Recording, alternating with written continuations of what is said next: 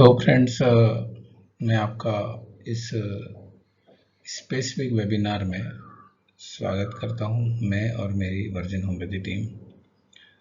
इस वेबिनार का जो टॉपिक है corona virus pandemic homeopathy prevention and cure. क्या हम डॉक्टर हैनीमैन की एक्चुअल जो अप्रोच थी उसको फॉलो कर रहे हैं, अडॉप्ट कर रहे हैं? तो इस वेबिनार में हम होम्योपैथ और बाकी होम्योपैथ से ये पूछना चाहते हैं, क्या हम सच में हैनीमैन सर की जो गाइडलाइंस हैं उनको फॉलो कर रहे हैं? मैंने इस पूरी हैनीमैन सर की जो भी लिटरेचर थी चारों बुक से उनको रिव्यू किया और उनकी सजेस्टेड गाइडलाइंस को आपके सामने रखने जा रहा हूँ। ये बहुत बड़ा इशू है कि जो भी लोग हैं इस पे मेडिसिन्स बता रहे हैं, बट हमें भी चेक करना है क्या ये कितना करेक्टली हम फॉलो कर रहे हैं। जैसा कि हम जानते हैं कि प्रत्येक व्यक्ति जानता है ये कि इसका ओरिजिन जो है वुहान शहर से, चाइना के वुहान शहर से इसका ओरिजिन हुआ और ये अभी पूरे चाइना से लेकर के पूरी दुनिया में बहुत तेज़ी से स्प्रेड कर रहा है। तो हमारा देश भी, इंडिया भी इससे अछूता नहीं है। हम भी अभी अफेक्टेड हो चुके हैं और तेज़ी से हमारे यहाँ भी ये समस्या बढ़ती जा रही है। कोरोना वायरस के जो सिम्टम हैं, कॉमन सिम्टम्स हैं, वो फ्लू, जनरल फ्लू या कॉमन कोल्ड से मिलते हैं। तो इसको डिफ्रेंशिएट करना थोड़ा मुश्किल होता है। तो ये डिफ्रेंशिएट करना जैसे मुश्किल है, उसी तरीके से ये इसका जो स्प्रेडिंग है और ड्रॉपलेट्स या जो कफ एंड कोल्ड स्नीजिंग जो व्यक्ति हैं, एक इंडिविजुअल जो अफेक्टेड है, उससे ये दूसरे के कांटेक्ट में आने से ये फैल रहा है। तो हमारे रेस्पिरेटरी जो म्यूकस है उसके कांटेक्ट में आने से ये फैलता है और इसीलिए ये जो हमारे जो कॉमन कोल्ड और ये सारी जो समस्याएं हैं इसका एक्चुअली एग्जैक्ट क्वाइट डिफ्रेंशिएट ना कर पाने की वजह से ही हमें ये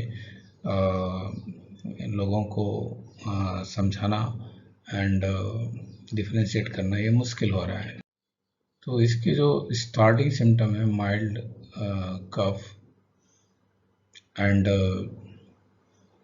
कॉमन कोल्ड, फ्लू लाइक से लेकर के pneumonia and respiratory distress and even death तक हो सकती है।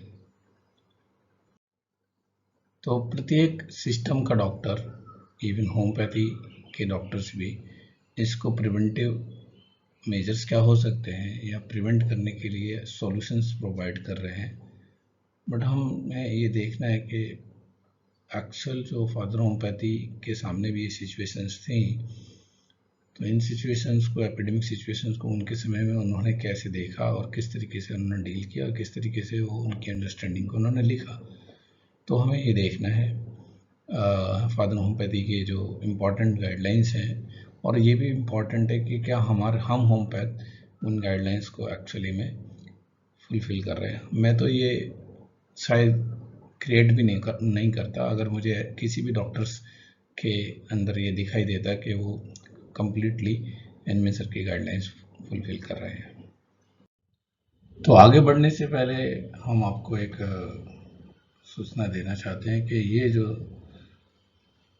ये जो वेबिनार है, इसमें जो भी कंटेंट या जो भी लिटरेचर्स डिफरेंट सोर्सेज से यूज़ किया गया है, ये एक तरीके से एजुकेशनल इंफॉर्मेशन है।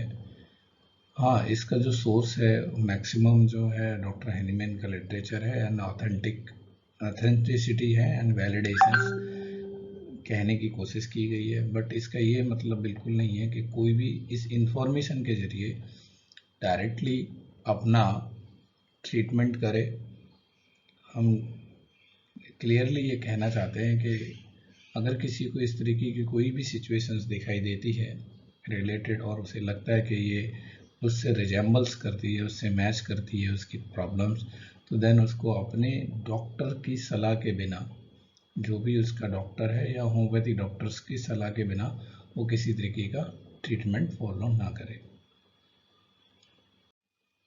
तो ना केवल फ्लू लाइक सिम्टम्स या कोई भी मेडिकल प्रॉब्लम है आपको, तो भी अपने डॉक्टर की सलाह के बिना आपको आगे नहीं बढ़ना है। तो हम अब आगे बढ़ते हैं इस वेबिनार की तरफ। तो इसमें कई सारे टॉपिक डिस्कस किए गए हैं। उसमें से जो सबसे इम्पॉर्टेंट बात है कि एनिमल सर के बहुत सारे लिटरेचर्स बुक्स अवेलेबल हैं, उनसे ये हमने इंफॉर्मेशंस कलेक्ट की हैं। बट इसमें से एक बुक है वो अवेलेबल है, पर हम में से बहुत सारे लोगों ने उसे पढ़ा नहीं है। The book is the lesser writings of doctor Hahnemann. यहाँ पे डॉक्टर हैनीमैन ने एपिडेमिक फीवर्स के लिए स्पेशल एक चैप्टर अलॉट किया है हम सबको। उसमें बहुत सारे मैसेजेस हैं, बहुत सारे हिडन मैसेजेस हैं, बहुत इम्पॉर्टेंट मैसेजेस हैं। हम लोग इसके बाद सेकंड नंबर पे ऑर्गेनन को भी चेक करेंगे कि ऑर्गेनन स्पेशली 6th एडिशंस के हैनीमैन सर ने एपिडेमिक फीवर्स के लिए, एपिडेमिक कंडीशंस के लिए क्या रिकमेंडेशंस की हैं, कौन से एफोरिज्म हैं जिनमें उन्होंने अपनी बात को एपिडेमिक फीवर्स को डील करने के लिए, एपिडेमिक डिजीज़ को डील करने के लिए अपनी बात रखी है। और क्या ये जो इम्पोर्टेंट एफोरिज्म है, क्या हम इन्हें अपने प्रैक्टिस में या ड्यूरिंग इस सिचुएशन में अप्लाई कर पा रहे हैं। डॉक्टर हैनीमैन सर ने इसमें बहुत सारे रूल्स बनाए हैं जिन्हें हमने एक्चुअली मिस कर दिया है, जिनका हमारा उन पर फोकस नहीं है। हम रैंडमली स्पेसिफिक रेमेडी खोज करके लोगों को बता रहे हैं for this situation of corona virus. और लोग इसमें बहुत आगे भी बढ़ चुके हैं। लोग बता रहे हैं कि आर्सेनिक एल्बम इस पोटेंसी में इस तरीके से लेना है। तो क्या हम सही डायरेक्शंस में जा रहे हैं? क्या हमें इस तरीके से मेडिसिन बतानी चाहिए? और पेशेंट्स को भी ये बात समझनी ज़रूरी है, क्योंकि अगर वो नहीं समझेंगे तो क्या हो सकता है वो हम आगे आपको बताएंगे। एंड सेकंड इम्पॉर्टेंट चीज़ जो है कि इससे अगर कुछ नुकसान होगा तो ज़्यादातर नुकसान वो होम्योपैथी को है, डिस्क्रेडिट जो है होम्योपैथी को जाएगा अगर आप चीज़ें साइंटिफिक तरीके से नहीं रखते हैं, सेंसफुल लॉजिक तरीके से नहीं रखते हैं तो। और हम ये भी देखेंगे क्या सभी डॉक्टर्स होम्योपैथी के या एवरीवन, प्रत्येक कोई भी इस प्रिवेंटिव मेडिसिन के लिए बता सकता है, या इसके लिए कोई special exclusions inclusions Hahnemann sir ने रखे हैं। उन नियमों को देखेंगे, क्योंकि किस कंडीशंस में आप किस तरीके से ये स्पेसिफिक रेमेडी खोज सकते हैं, ये जानना बहुत ज़रूरी है। इसको जाने बिना ही डायरेक्ट मेडिसिन बता देना ये ठीक नहीं है। तो आप देखेंगे कि जब कोई भी प्रत्येक व्यक्ति इसमें नहीं मतलब इन इंक्लूजन्स एक्सक्लूजन्स को अगर ध्यान नहीं रखता है तो वो मेडिसिन नहीं कह सकता है, और ये हमने मिस कर दिया है पूरी तरीके से।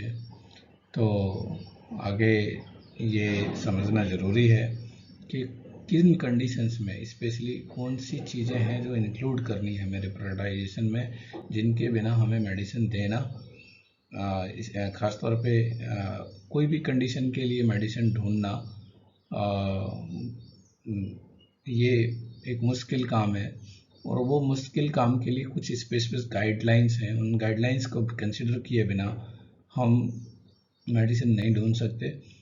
तो उसमें एक गाइडलाइन ये भी है कि सोरिक सिम्टम्स को हमें अटेंशन देना है, और क्या ये सोरिक सिम्टम्स एपिडेमिक कंडीशंस के लिए कितने ज़रूरी हैं, इन्हें अगर हमने नहीं समझा है तो क्या हम एपिडेमिक डील कर सकते हैं, ये भी एक इशू है।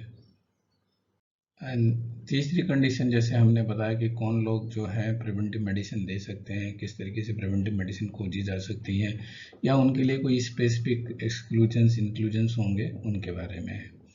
एंड उस सोरिक सिम्टम्स का रिपोर्टराइजेशन कितना ज़रूरी है। इसी तरीके से चौथा जो टॉपिक है जिसमें हम कोरोना वायरस के प्रिवेंशन एंड ट्रीटमेंट, जो अफेक्टेड पेशेंट्स हैं अगर वो सोरिक सिम्टम्स के साथ हैं तो उस कंडीशन में हमें किस तरीके से मेडिसिन देनी है या उनका ट्रीटमेंट करना है, या ऐसे पेशेंट्स सेकंड कंडीशन से हो सकती है जो कि ऐसे पेशेंट हैं जो हेल्दी हैं,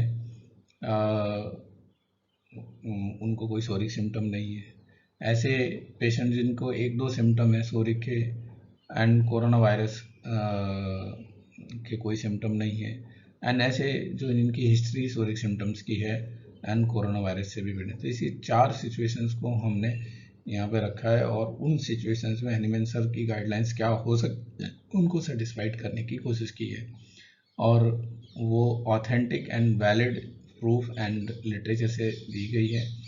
एंड लास्ट वन जो है कि एक हमने पेशेंट्स रखा है जो हमें कहीं से एक उसकी ऑडियो मिली थी, जो अफेक्टेड पेशेंट है, तो उस पेशेंट्स को ध्यान में रख करके जब हम रिपोर्टराइजेशन करते हैं तो क्या जो हमारी होम्योपैथिक वर्ल्ड मेडिसिन सजेस्ट कर रहा है, क्या ये वो मेडिसिन है या कोई और ही मेडिसिन आती है। जब हम रिपोर्टरी यूज करेंगे, हनीमैन सर की जो एक्चुअल बुक्स हैं उनको एक्सेस करेंगे, तो जो हमारी एग्जिस्टिंग रिपोर्टरीज की जो प्रॉब्लम्स है वो भी समझ में आ जाएगी आपको, जिसके आधार पे ये लोग प्रिवेंटिव मेडिसिन या ट्रीटमेंट के बारे में बात कर रहे हैं। तो हम आगे बढ़ते हैं। और एक और इम्पॉर्टेंट चीज़, इसमें दोनों लोगों के लिए, आम पब्लिक, पेशेंट्स और डॉक्टर्स, चाहे वो होम्योपैथी के डॉक्टर हों, स्पेशली तो हमने होम्योपैथी डॉक्टर्स के लिए बनाया है ये, बट ये होम्योपैथी डॉक्टर्स के अलावा भी ये इन्फॉर्मेशन काफ़ी यूजफुल है, क्योंकि फादर होम्योपैथी ऑलरेडी एलोपैथ थे और एलोपैथ के बाद ही होम्योपैथी में उन्होंने होम्योपैथी का इस्टेब्लिशमेंट किया और होम्योपैथ बने। तो वो पहले एक बहुत बड़े एलोपैथ थे, तो ये सभी सिस्टम्स के डॉक्टर्स के लिए भी ये काम आने वाली इंफॉर्मेशंस हो सकती हैं। तो जैसा कि हम पहले से ही जानते हैं कि हम लेसर राइटिंग जो डॉक्टर हनीमैन की बुक है उसके बारे में बात कर चुके हैं, और ये जो बुक है स्पेशली वो टॉपिक्स या वो इम्पॉर्टेंट टॉपिक्स के बारे में है जो हनीमैन सर ने, जो उनकी जो फंडामेंटल बुक्स हैं, उन बुक्स के अलावा जो कुछ भी उन्होंने अलग से कुछ लिखा है स्टार्टिंग होम्योपैथी से पहले, होम्योपैथी के दौरान, या उसमें जो कुछ भी लिखा है उन लिटरेचर को यहाँ पे कंपाइलेशन किया गया है। तो इसमें एक सबसे इम्पॉर्टेंट जो है तो वो जो ऐसे या जो इम्पोर्टेंट टॉपिक है, वो सबसे पहला जो जिससे कि होम्योपैथी डिफाइन होती है उस टॉपिक का नाम, तो इस इम्पोर्टेंट टॉपिक का नाम है essay on new curative principle for ascertaining curative parts of drugs. और ये जो बुक है वो एक्चुअल कहें जाए तो फोरमोस्ट बुक है, जो डॉक्टर हनीमैन के सर के दिमाग में जो भी कंसेप्ट या थॉट प्रोसेस है, उनकी थॉट प्रोसेस कैसे डेवलप हुई उसको समझने के लिए, तो ये बहुत इम्पॉर्टेंट बुक है। तो इस बुक में बहुत सारे इम्पॉर्टेंट टॉपिक्स हैं जो हनीमैन सर ने लिखे हैं। उसमें से एक बहुत इम्पॉर्टेंट जो करंट इशू है कोरोना वायरस, उसको समझने के लिए एक हनीमैन सर ने स्कारलेट फीवर, एक एपिडेमिक आया था, उस एपिडेमिक को किस तरीके से हनीमैन सर ने देखा, समझा, उसे डील किया, ये उसको समझने से इसकी लिंक थ्रेड क्रिएट होगी। तो उस स्कारलेट फीवर्स को डील करने के बाद हनीमैन सर ने कुछ चीज़ें समझ में आई जो साइंटिफिक या लॉजिकली या सेंसफुल उस समय घटना घटी, उसके हिसाब से कुछ रूल्स एंड कुछ गाइडलाइंस तैयार की। उन गाइडलाइंस को स्कारलेट फीवर्स के थ्रू हम समझेंगे। एंड ये अगर आपने समझा तो एक चीज़ समझ में आएगी कि हनीमैन सर के ये जो बुक है उसमें कितने सारे बहुत सारे इम्पोर्टेंट टॉपिक्स हैं जिनको समझना ज़रूरी है। ये बहुत नेग्लेक्टेड बुक है। इसको पढ़े बिना हनीमैन सर की थॉट प्रोसेस, उनकी एक्सेप्ट स्टार्टिंग आइडिया से लेकर के पूरी होम्योपैथी का जो डेवलपमेंट हुआ उसको समझना काफ़ी मुश्किल है। तो हमें यही एक समय है कि ये जो हमारे पास करंट सिचुएशंस है उस सिचुएशन को ध्यान में रख करके अगर हम इस बुक्स में अपनी समस्या का सॉल्यूशन ढूंढें तो हो सकता है कि हम हनीमैन सर का जो 200 ईयर्स पहले का जो थॉट प्रोसेस है उसको समझ सकेंगे। तो हम आगे बढ़ते हैं, देखते हैं।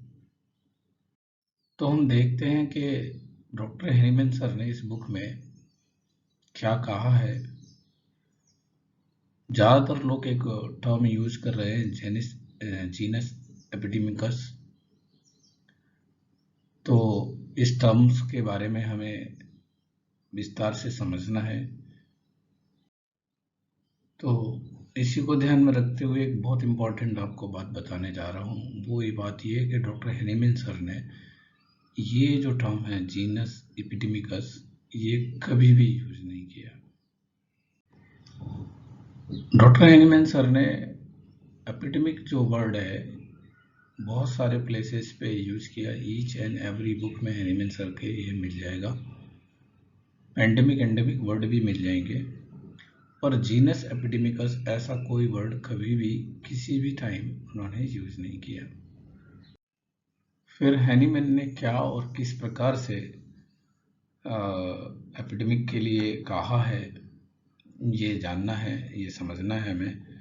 एफोरिज्म 102 का फुटनोट एंड 147 एंड 241 में डॉक्टर हनीमैन सर ने स्पेसिफिक होम्योपैथिक रेमेडी के बारे में कहा है। तो ये होम्योपैथिक स्पेसिफिक रेमेडी फिर पर्टिकुलर एपिडेमिक सिचुएशन के लिए इस तरीके से यूज किया है हनीमैन सर ने। उन्होंने जीनस एपिडेमिकस कभी भी यूज नहीं किया। तो ये चीज़ समझ में आ गई कि हनीमैन सर ने ये कभी यूज नहीं किया। बट इस जीनस एपिडेमिकस का मतलब ये है कि ऐसी पॉपुलेशन जिसमें बहुत सारे कॉमन सिम्टम एक जैसे हैं उनके लिए कोई स्पेसिफिक रेमेडी प्रिवेंटिव मेजर्स के हिसाब से दी जाए, उसको हम जीनस एपिडेमिकस कह सकते हैं। तो ये जो एपिडेमिक सिचुएशंस के लिए जो पॉपुलेशन अफेक्ट होती है उसमें जो कॉमन सिम्टम्स होते हैं उसके लिए जो स्पेसिफिक रेमेडी बनती है उसको जीनस एपिडेमिकस कहा गया। इसी तरीके से हनीमैन सर ने इस ऐसी अगर हम इसे जीनस एपिडेमिकस ही वर्ड को फ्रेज को यूज करें या फिर हम ये कह सकते हैं कि स्पेसिफिक होम्योपैथिक रेमेडी जो डॉक्टर हनीमैन सर ने स्कारलेट फीवर के लिए कैसे यूज की, कैसे सर्च की, वो अगर हम समझेंगे तो शायद हम कोरोना वायरस के लिए भी एपिडेमिक मेडिसिन कैसे ढूंढ सकते हैं ये समझ में आएगा। तो 1799 में डॉक्टर हनीमैन सर ने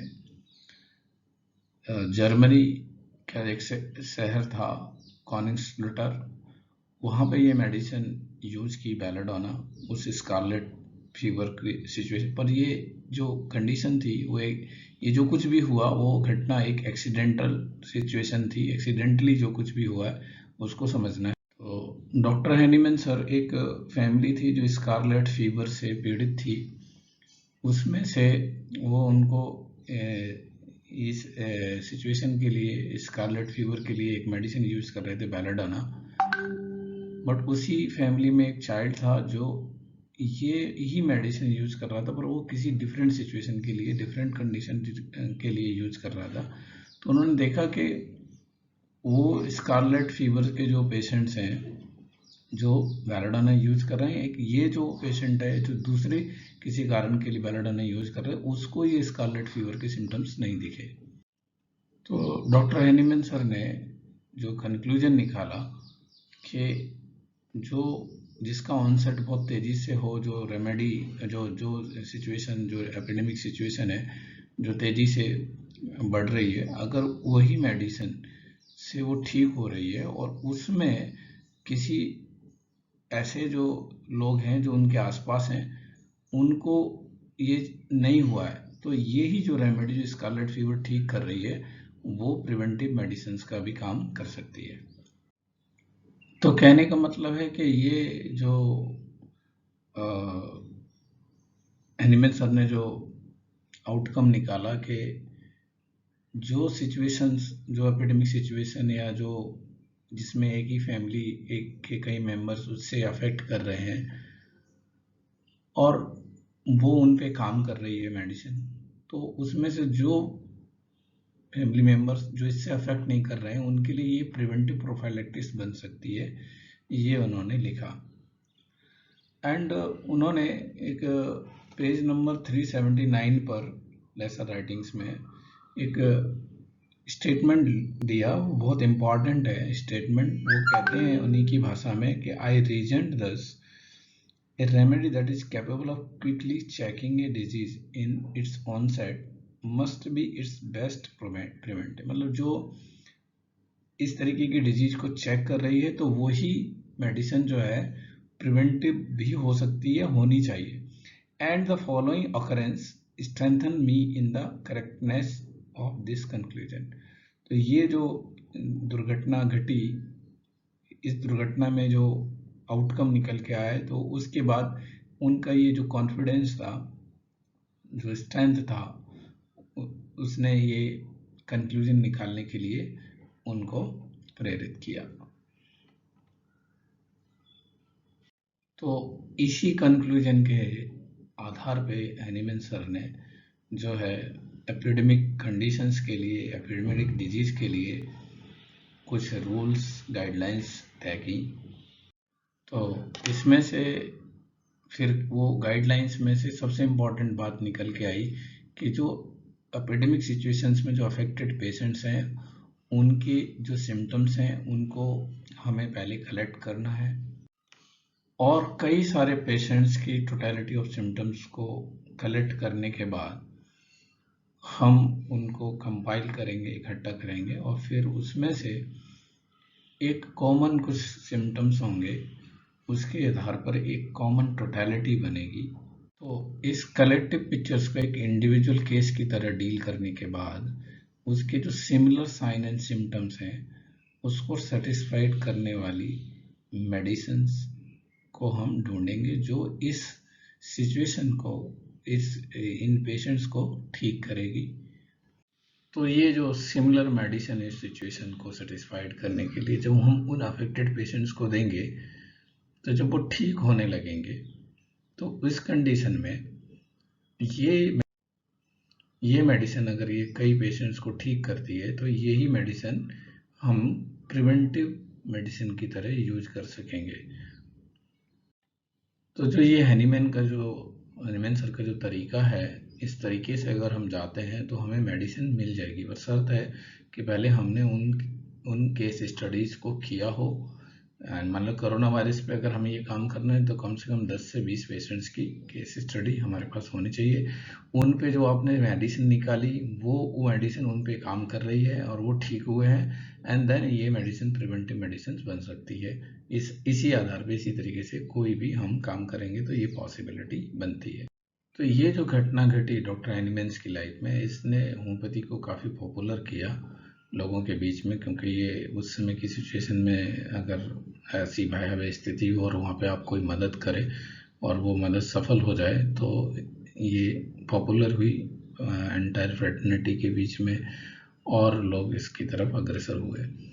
बट इसके अलावा हैनीमैन सर ने कि एपिडेमिक रूल्स जो बनाए, एपिडेमिक जीनस एपिडेमिकस या इस होम्योपैथी स्पेसिफिक रेमेडी के जो रूल्स बनाए, इसके अलावा भी हैनीमैन सर ने एक बहुत इंपॉर्टेंट काम किया है, वो म्याजम को भी समझना जरूरी है। ये भी, इसके बिना एपिडेमिकस भी हम नहीं समझ सकते, क्योंकि हैनीमैन सर ने ये तो एक्सीडेंटल जो हुआ था वो हुआ था, बट अगर आगे चल करके हमको इस तरीके की सिचुएशंस आती रहेंगी, इस तरीके की कोई भी एपिडेमी आएगी तो हमें वो भी एक इम्पॉर्टेंट पार्ट है। अगर हम वो नहीं समझेंगे तो हम शायद जीनस एपिडेमिकस या कोई होम्योपैथिक स्पेसिफिक रेमेडी सेलेक्ट करने में उतने प्रॉपर नहीं होंगे और हम शायद प्रॉपरली मदद नहीं कर पाए, इसलिए हनीमैन सर के सारे रूल्स हमें चेक करने हैं। चलो तो हम आगे बढ़ते हैं। तो हम देखते हैं कि हनीमैन सर ने बहुत इम्पॉर्टेंट बात 377 पेज पे की है लेसन राइटिंग में, बट हम ग्रॉसली एक बहुत बड़ी भूल कह सकते हैं, हम चूक गए हैं।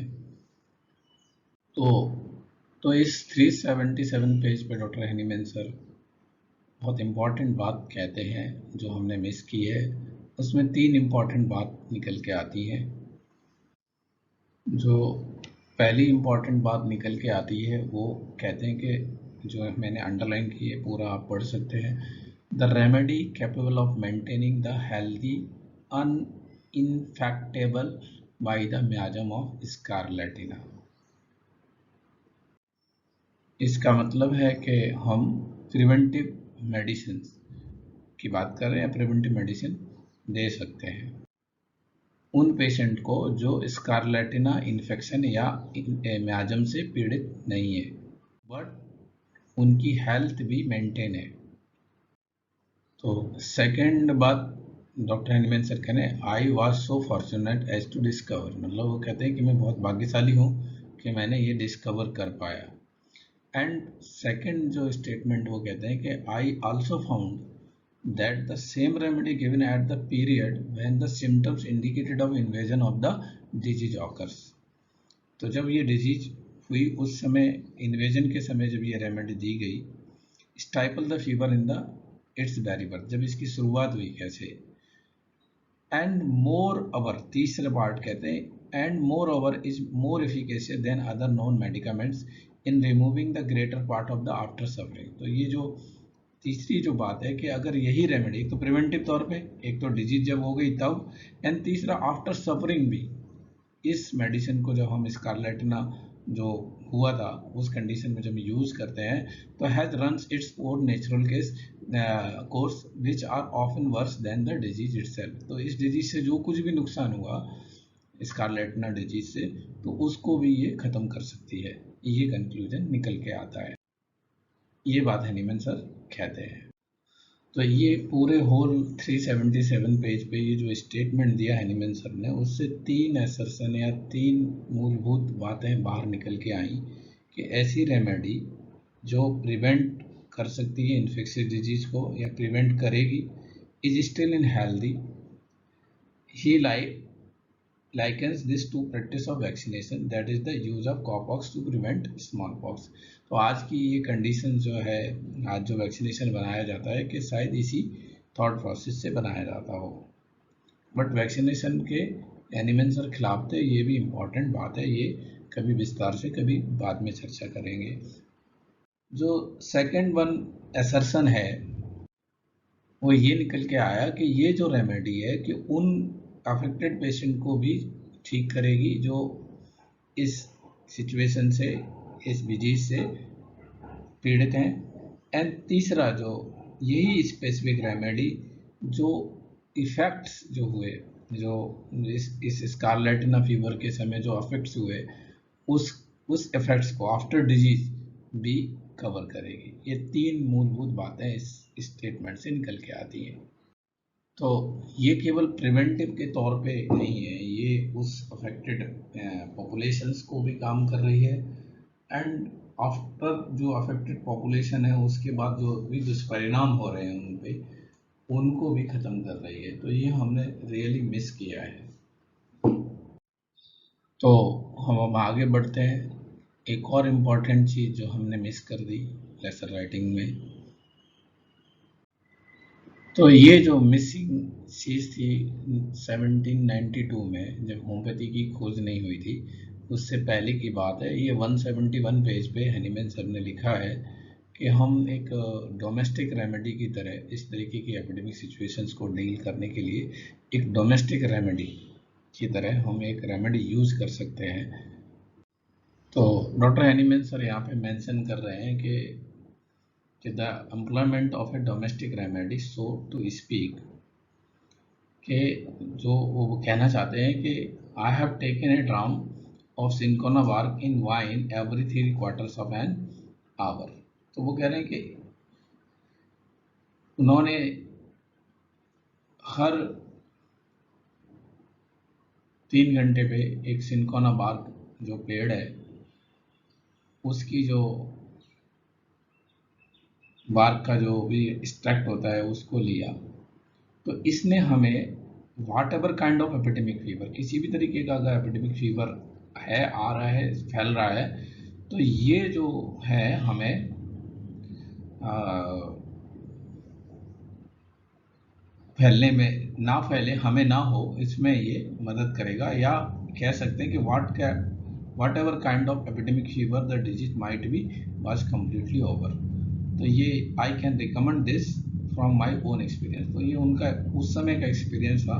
इसको हम आगे एनिमल सर ने इसको कितना मॉडिफाइड किया है, ये मतलब एक जो प्रिवेंटिव बन सकती है जो एपिडेमिक फीवर्स जो अभी चल रहा है कोरोना वायरस के लिए, ये डोमेस्टिक रेमेडी जो सिनकोना बार्क है, इसका जो एक्सट्रैक्ट है 1 ग्राम लगभग 5 ml जो वो है, इसको अगर हम डायरेक्टली लेते हैं तो ये उस समय की बात है जब होम्योपैथी डेवलपमेंट नहीं हुई थी, उस समय का उनका एक्सपीरियंस है जो उन्होंने लिखा।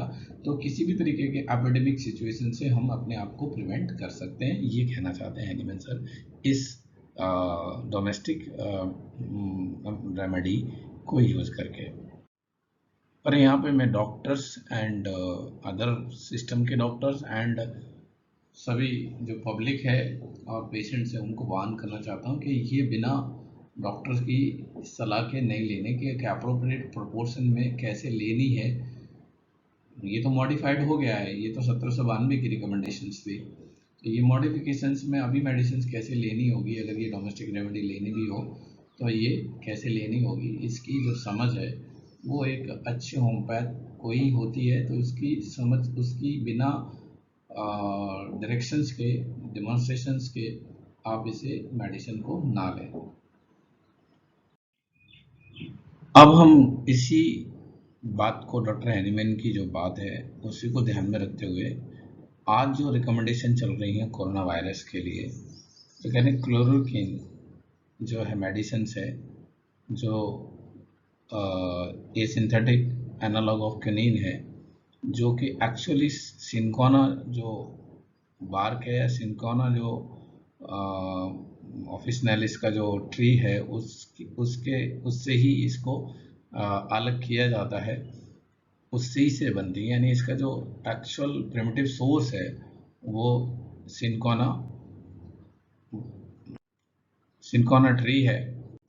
ये जो क्लोरोक्विन मेडिसिन हैं जो काफ़ी फेमस हैं एंटी मलेरियल ट्रीटमेंट के लिए, तो ये जो कोरोना वायरस के जो सिम्टम्स हैं वो मलेरिया के जो काफ़ी सिम्टम्स से मैच करते हैं, और ये ICMR ने इसको रिकमेंड किया, जिसकी वजह से इंडिया ने इस मेडिसिन की जो एक्सपोर्ट है इस पे बैन कर दिया है,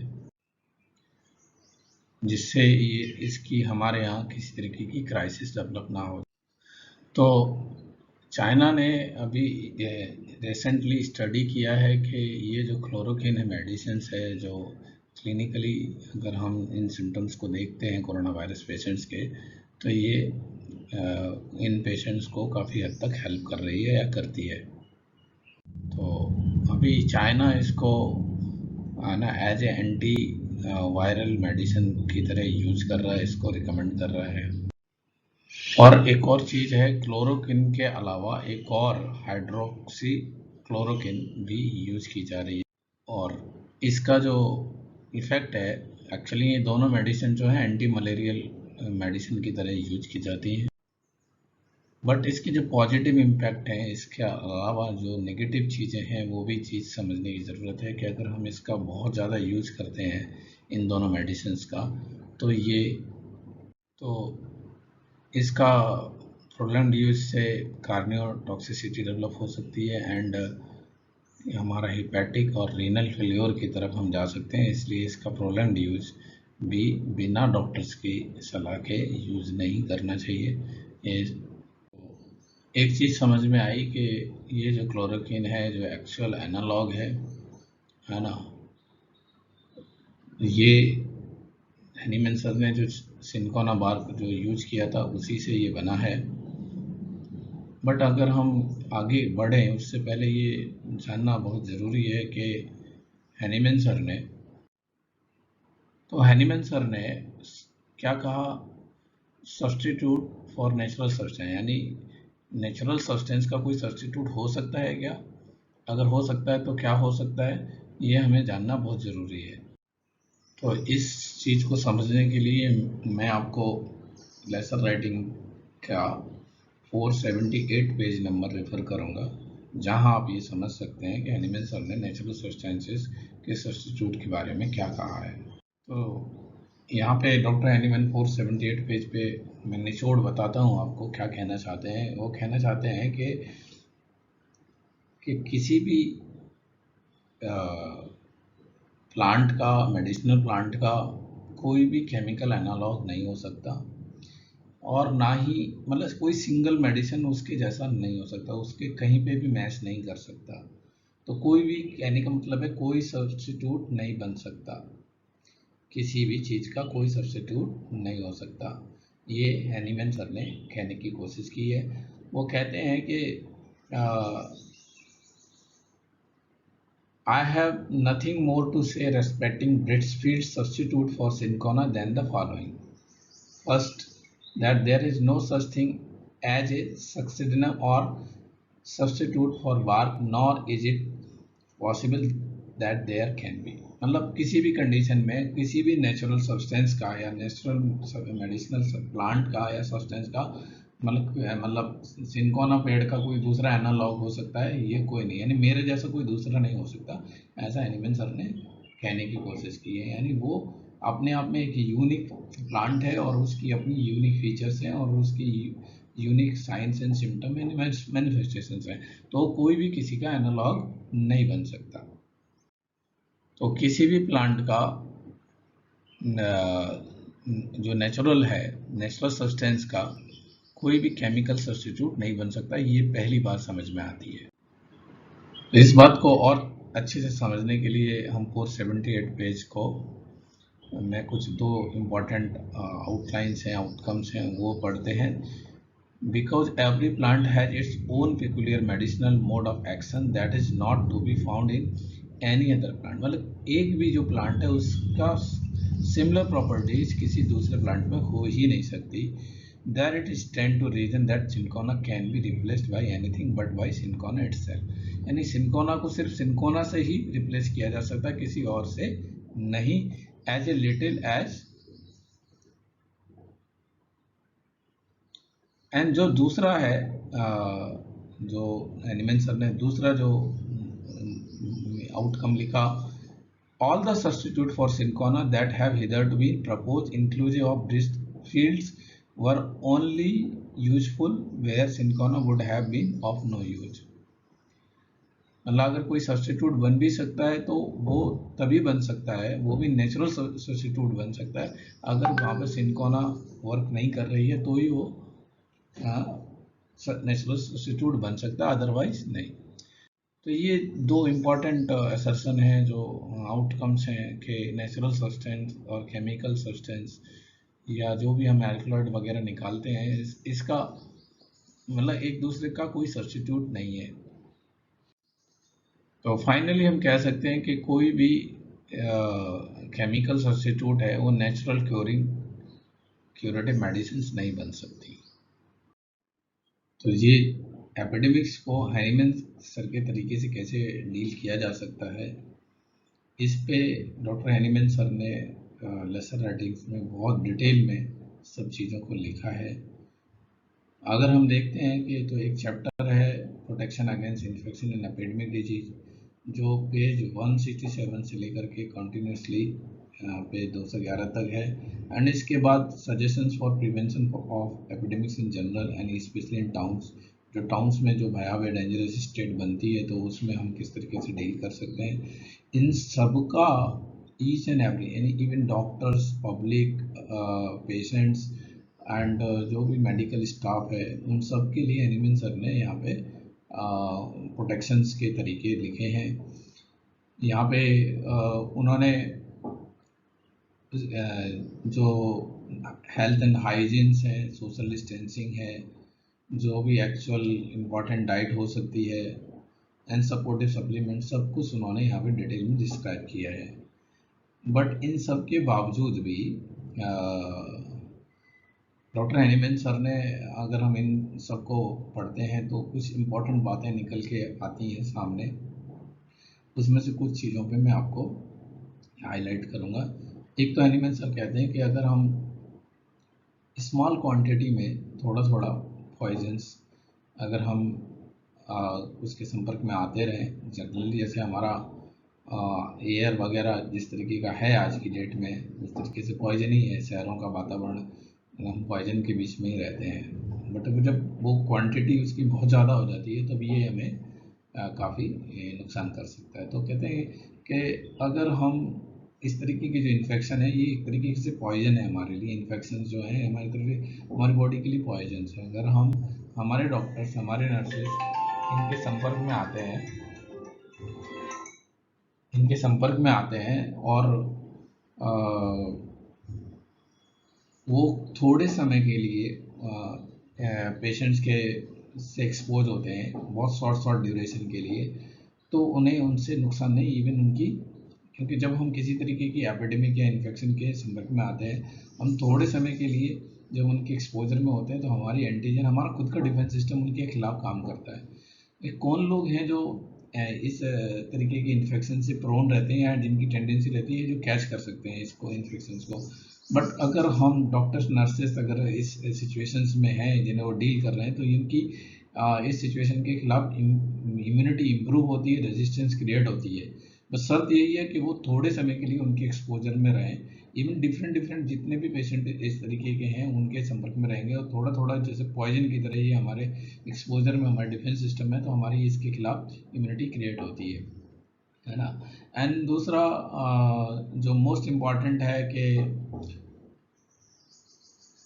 आप उदाहरण के साथ ये समझ सकते हो कि बहुत बार ऐसा भी होता है कि अभी ये तो चलो ठीक है कि कोरोना वायरस आया है, हमने आइसोलेशन शुरू किया है, बट हम बहुत बार वायरल डिजीज से पीड़ित रहे हैं और हमारे घर में होता तो हम घर से बाहर नहीं जाते। तो सबको तो नहीं होता, हाँ डेफिनेटली चांसेस रहते हैं, बट बार बार हम इन चीज़ों के एक्सपोजर में रहते हैं तो हमारी रेजिस्टेंस क्रिएट हो जाती है। तो ये बहुत इम्पॉर्टेंट चीज़ है जो हैनीमैन सर ने कही है, और इसको हमें समझना है। डिटेल में आप इसकी जाके स्टडी कर सकते हैं इन दोनों चैप्टर्स की, तो हम आपको ये बहुत बड़ी गाइडलाइंस मिलेंगी। बट हाँ, ये मैं सिर्फ इतना ही कह रहा हूँ कि जो भी गवर्नमेंट्स इस तरीके की चीज़ें कर रही है, तो जैसे जैसे वो क्वारंटाइन या आइसोलेशन कर रही है, उसी तरीके से एक्सपोजर भी ज़रूरी है, ये समझना बहुत ज़रूरी है। अगर ये नहीं समझेंगे तो हम अपनी जो जनरेशन्स हैं या प्रेजेंट जो भी लोग हैं उनको हम प्रोटेक्ट नहीं कर पाएंगे। मतलब एक्सपोजर भी ज़रूरी है, जैसे इम्यूनिटी के लिए ज़रूरी है कि आप एक्सपोजर्स में जाएं, तो अगर हम सिर्फ प्रोटेक्शन मोड में ही रहेंगे तो इम्यूनिटी क्रिएट नहीं होगी। तो डॉक्टर हैनीमैन सर ने सारे डॉक्टर्स, क्लर्जीमैन या medical staff, nurses and public and patient सबके लिए गाइडेंस लिखी हैं। इनको डिटेल स्टडी किया जा सकता है। उन्होंने लिखा है कि कब किस तरीके से प्रोफाइलेटरी मेडिसिन तैयार की जा सकती हैं, किस तरीके से हमारे रूम होने चाहिए, किस तरीके हमारी विंडोज़ ओपन कब होनी चाहिए, बंद कब होनी चाहिए, फ्रेश एयर का महत्व क्या है, ये सारी चीज़ें हमने डिस्कस की हैं आपके साथ, मतलब हमने शॉर्ट में आपके सामने रखी हैं। एंड होम्योपैथिक डॉक्टर्स के लिए ये बनाया जा रहा है, तो उनको अगर इसके बारे में बहुत डिटेल में जानना है तो दे कैन स्टडी। और बहुत इम्पॉर्टेंट है कि किसी भी हालत में पेशेंट्स को, बीमार पेशेंट को देखने में कोई दिक्कत नहीं है अगर हम शॉर्ट ड्यूरेशन में के लिए देखते हैं और उसके लिए कोई मेडिसिन की जो जरूरी मेडिसिन है उसकी मदद करते हैं। तो अभी हम सेकंड टॉपिक की तरफ बढ़ते हैं कि एक्चुअली ऑर्गेनन, जो 6th एडिशन ऑफ ऑर्गेनन है और मेडिसिन है डॉक्टर हैनीमैन का, जो फाइनल एडिशन है, उसमें डॉक्टर हैनीमैन जो ट्रीटमेंट अप्रोच है वो किस तरीके से लिखते हैं, स्पेशली एपिडेमिक फीवर्स के लिए। तो कौन से एफोरिज्म में कौन सी इम्पॉर्टेंट बातें कहते हैं जिससे ये डिसाइड किया जा सकता है कि हमें इस तरीके की एपिडेमिक सिचुएशंस को डील करने के लिए किन बातों का ध्यान रखना है। तो here doctor Hahnemann sir specially किस तरीके से मतलब ये पेशेंट्स हैं जो एपिडेमिक डिजीज से पीड़ित हैं, मान लीजिए कोरोना वायरस के जो पेशेंट्स हैं, कि इनके सिम्टम्स किस तरीके से कलेक्ट करने हैं, फिर उसकी कैसे कलेक्टिव पिक्चर्स को एवेलुएट करना है, एंड देन कैसे मेडिसिन्स को सेलेक्ट करना है इस सिचुएशंस के लिए, उसके बारे में हम जानेंगे कि कौन से एफोरिज्म। तो ये जो एपिडेमिक सिचुएशंस के लिए जो प्रोसीजर डिसाइड की, मेडिसिन पेशेंट्स को देखने से लेकर के उसकी मेडिसिन डिसाइड करने के लिए जो भी टेक्निक डिसाइड की, वो एफोरिज्म 100, 100 एंड 101 एंड 102 में डॉक्टर हनीमैन ने ये रखा कि किस तरीके से हम पेशेंट्स को एपिडेमिक सिचुएशंस में डील कर सकते हैं, किस तरीके से उनके सिम्टम्स कलेक्ट कर सकते हैं और किस तरीके से ग्रुप सिमिलिमो ढूंढ सकते हैं। तो यहाँ पर जो हनीमैन सर ने 100, 101 एंड 102 में ये क्लियरली कहा है कि एक्यूट एपिडेमिक या सब एक्यूट एपिडेमिक या जो भी प्रिवेलिंग एक्यूट कंडीशंस हैं, उनके लिए किस तरीके से मेडिसिन तक पहुँचा जा सकता है, किस तरीके से हम अप्रोच कर सकते हैं और किस तरीके से हम पिक्चर कंस्ट्रक्ट करके एक्चुअल जो एपिडेमी है या जो पेशेंट्स हैं उनके लिए मेडिसिन डिसाइड कर सकते हैं। तो इन तीनों एफोरिज्म को समझे बिना अगर हम किसी प्रिवेंटिव प्रोफाइलेट्स की तरफ बढ़ते हैं तो हमें लगता है, मुझे पर्सनली ये समझता है कि ये हनीमैन सर को निगलेक्ट करने जैसी बात भी हो जाएगी, एंड हम सही जो एक्चुअली में यहाँ पे हम बिना लॉजिक, बिना साइंस और बिना सेंस के जब भी हम काम करते हैं तो सीधी सी बात है कि हम अपने फादर होम्योपैथी को निगलेक्ट ही करते हैं। तो बेहतर है कि हम ये तीनों एफोरिज्म को ध्यान में रख करके आगे बढ़ें। तो अब हम एफोरिज्म 100 की तरफ जाते हैं, जिससे हम समझते हैं कि डेडिकेटेड डॉक्टर्स के लिए जो क्वालिटीज़ हैं वहाँ पे यहाँ से ये समझ में आएंगी कि किस तरीके से मतलब एक डॉक्टर है अपने पेशेंट्स के लिए मेडिसिन सेलेक्ट कर सकता है, खासतौर से इस तरीके की सिचुएशंस के लिए। तो ये जो एफोरिज्म 100 है वो क्या कहता है, इसमें कुछ बहुत इंपॉर्टेंट चीज बातें लिखी हैं हनीमैन सर ने। अगर हम इन्हें समझ लेते हैं तो एच ए होम पर हम बेहतर सर्विस दे सकते हैं अपने पेशेंट्स को। तो हनीमैन सर कहते हैं कि प्रत्येक एपिडेमिक का एक डिस्टिंक्टिव नेचर होता है, और वो यहाँ पे रिकॉग्नाइज करते हुए ये बात कहते हैं कि it is quite immaterial whether और not something similar has ever appeared in the world before. कहते हैं ये तो एक ऐसी सिचुएशन है जो इवन कुछ डॉक्टर्स वैक्सीनेशन बनाने की बात कह रहे हैं कि जिस तरीके से ये कोरोना वायरस का सिम्टम वो सॉरी वायरस है तो ये अपना फेज चेंज भी कर सकता है। इसका स्वरूप है, जब तक हम वैक्सीनेशन बना भी लेंगे तब तक पता लगेगा कि वो उसने अपना सेफ स्वरूप पूरा चेंज कर दिया। तो वही हनीमैन सर कह रहे हैं कि जो ये जो है मतलब कभी भी रिपीट नहीं होता, कि मतलब सेम एपिडेमिक पिछली बार हुआ था तो उसी तरीके का एपिडेमिक फिर से होगा। मतलब ये रिपीट नहीं होता है, ये एकदम एकदम डिस्टिंक्टिव डिफरेंट ही होता है। मतलब एक सिचुएशन कभी भी दूसरी सिचुएशन से मैच नहीं कर सकती कि वर्ल्ड में पहले कभी हुआ था इसलिए अभी ऐसा ही सिचुएशन है तो हम इसी सिचुएशन के अकॉर्डिंग हम इसे फिर से डील कर सकते हैं, या सेम तो नहीं हो सकता। हाँ, उनकी जो इम्पोर्टेंस जो उस तरीके की सिचुएशंस क्रिएट हुई थी उस तरीके से हमें ये समझा तो जा सकता है कि हाँ ये पहले मेजर्स अपनाए गए थे, बट हर बार सेम टू सेम डिट्टो होगा ऐसा पॉसिबल बिल्कुल नहीं है। तो डॉक्टर हनीमैन सर कहते हैं कि जैसे हमारे होम्योपैथों ने मेडिसिन बतानी शुरू कर दी, तो हनीमैन सर कहते हैं कि ये एकदम एकदम न्यू है, इसकी पूरी एक मतलब पूरे कागज़ पे एक न्यू स्लेट पे ये कंडीशंस हैं उस पर लिखना है। ये जो भी न्यू सिम्टम्स आए हैं, न्यू एपिडेमी आई है, उसके सारे सिम्टम जब आप नोट डाउन कर लेंगे तभी आगे का डिसीजन लिया जा सकता है।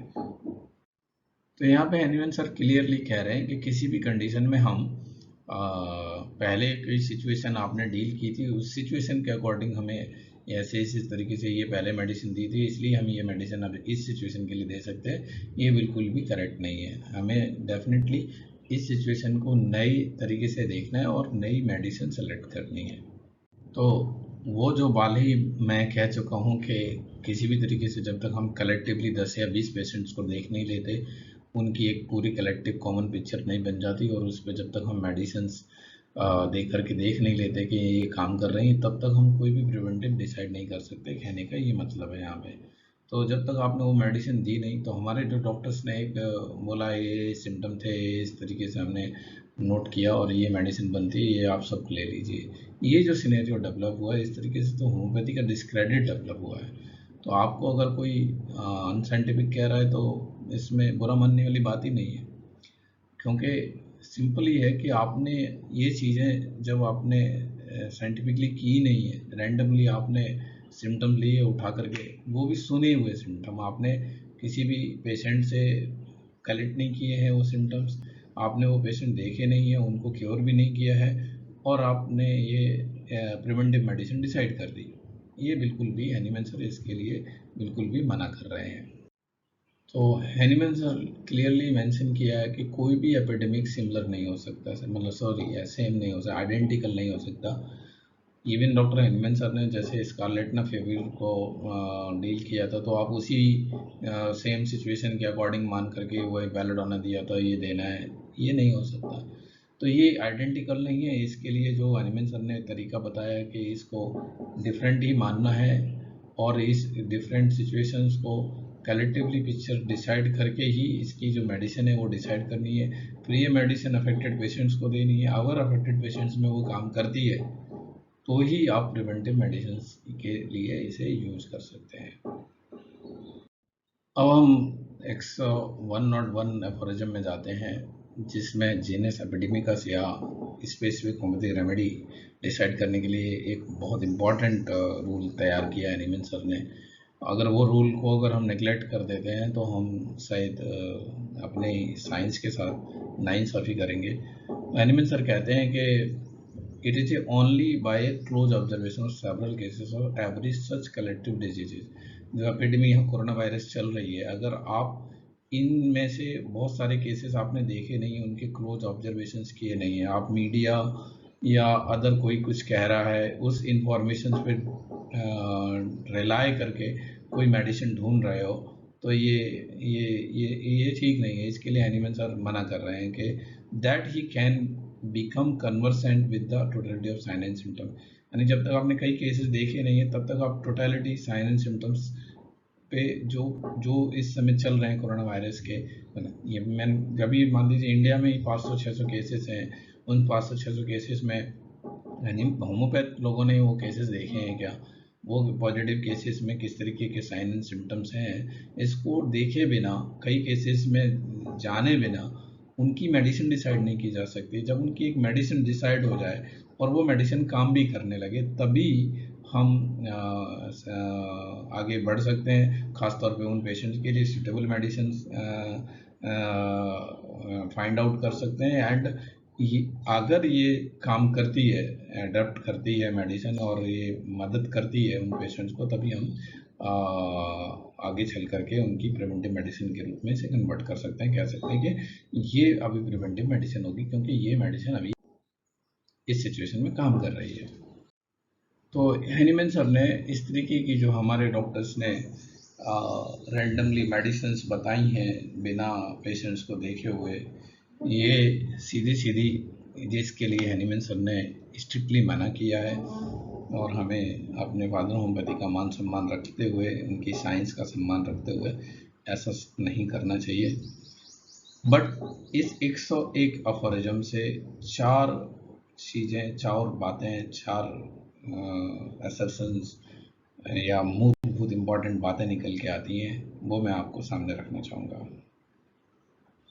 तो जो मेरी अंडरस्टैंडिंग बनी इस पे 4 जो मूलभूत बातें निकल के आई, वो ये है कि एक फिजिशियन है, उसको कम से कम बहुत सारे केसेस जो अफेक्टेड केसेस हैं उन केसेस का स्टडी करना चाहिए, एंड उनके सिम्टम्स को कलेक्ट करना चाहिए। जब कई सारे केसेस आप कर लोगे तब कंपाइलेशन होगा, तो उसमें 2 और इम्पॉर्टेंट बातें वहीं से निकल के आएंगी कि include all disease specific symptom. जो भी डिजीज स्पेसिफिक सिम्टम है जो उस पेशेंट में भी मिल रहे हैं, इस पेशेंट में भी मिल रहे हैं, तो वो डिजीज स्पेसिफिक सिम्टम्स हैं। और exclude all patient specific symptoms, जो पेशेंट से पर्टिकुलर उसी व्यक्ति में उसमें नहीं है, तो वो सिम्टम्स को एक्सक्लूड कर देना है एंड फिर जाके एक टोटल कॉमन टोटलिटी बन जाएगी। एंड इस टोटलिटी के आधार पे